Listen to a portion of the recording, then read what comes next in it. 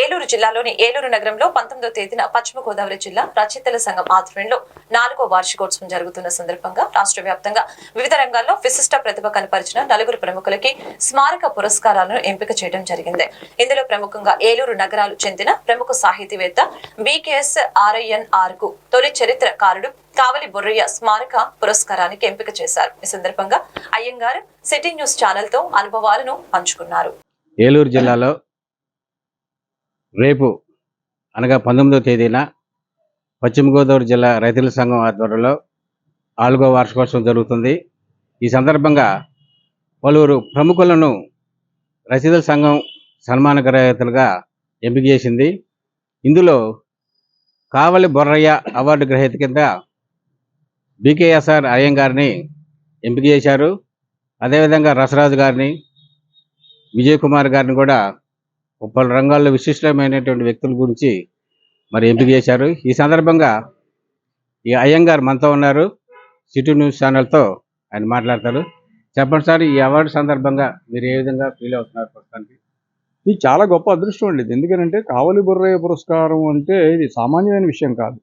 కావలి బొర్రయ్య అంటే ఆయన 18వ శతాబ్దానికి సంబంధించిన మహానుభావుడైన ఆయన గురించి ఇప్పుడు ప్రస్తుత పరిస్థితుల్లో ఇప్పుడున్న జనరేషన్స్కి మన ముందు జనరేషన్స్ కూడా చాలామందికి తెలియదు. కానీ ఆయన గురించి చెప్పాలంటే ఆయన తొలి తెలుగు శాసన పఠిత అంటే ఏంటంటే ఇప్పుడు మనం ఆలయాల్లో అనేక శాసనాలు చూస్తున్నాం. ఈ శాసనాలన్నీ కూడా మనకి కామన్ ఎరా మనకి 0 నుంచి లెక్క పెడితే 3rd సెంచరీ నుంచి కూడా అనేక శాసనాలు మనకి ఆలయాల్లో కానీ, కొండల మీద కానీ, గుట్టల మీద కానీ అనేక రకరకాల ఇన్స్క్రిప్షన్స్ ఉంటాయి. తెలుగు ఉంటాయి, కన్నడ ఉంటాయి. ఈ శాసనాలు ఏమిటో ఎవరికి అర్థమయ్యేది కాదు. ఈ శాసనాల గురించి ఎవరికి ఏమీ తెలియదు. అటువంటి నేపథ్యంలో మెకంజీ అప్పుడు బ్రిటిష్ టైంలో మెకంజీకి ఈ శాసనాలు ఏమిటి అని చెప్పి వీటి గురించి తెలుసుకోవాలనే కుతూహలం కలగడంతో ఆయన సెర్చ్ చేసినప్పుడు ఈయన మంచి పండితుడు, ఈయన కావలి బొర్రయ్య గారు అన్న ఆయన మంచి జ్ఞాని, ఈయన తారసపడ్డారు.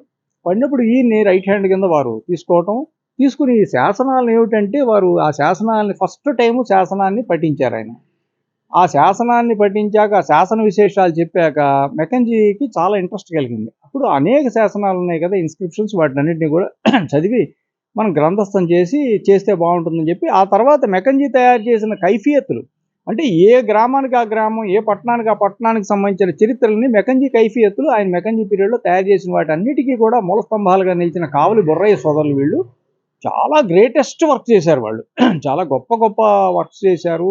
అసలు అనేక సందర్భాల్లో డిస్ట్రక్షన్ అయిపోవటానికి అమరావతికి సంబంధించిన స్తూపాలు కూడా డిస్ట్రక్షన్ అయిపోయేందుకు ఉన్న స్తూపాలను కూడా వాళ్ళు పరిరక్షించడంలో ప్రధాన భూమిక వహించారు.